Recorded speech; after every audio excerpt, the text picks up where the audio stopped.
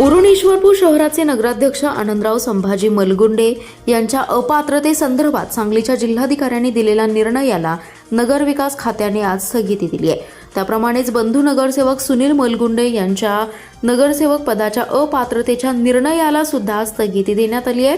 जयंत पाटील यांनी मुख्यमंत्री देवेंद्र फडणवीस आणि उपमुख्यमंत्री एकनाथराव शिंदे यांची भेट घेऊन या निर्णयाला स्थगिती देण्यासंदर्भात चर्चा केली होती। 10 जुलैला सांगलीच्या जिल्हाधिकाऱ्यांनी नगराध्यक्ष आनंदराव मलगुंडे यांना अपात्र ठरवलं होतं। नगराध्यक्ष आनंदराव मलगुंडे यांनी या संदर्भात 16 जुलैला नगरविकास खात्याकडे अपील करून स्थगिती अर्ज केला होता। या अर्जाच्या अनुषंगाने गुरुवारी 30 जुलैला सुनावणी आयोजित करण्यात आली होती। मात्र या सुनावणीत काही अपरिहार्य कारणास्तव पुढे ढकलण्यात आली।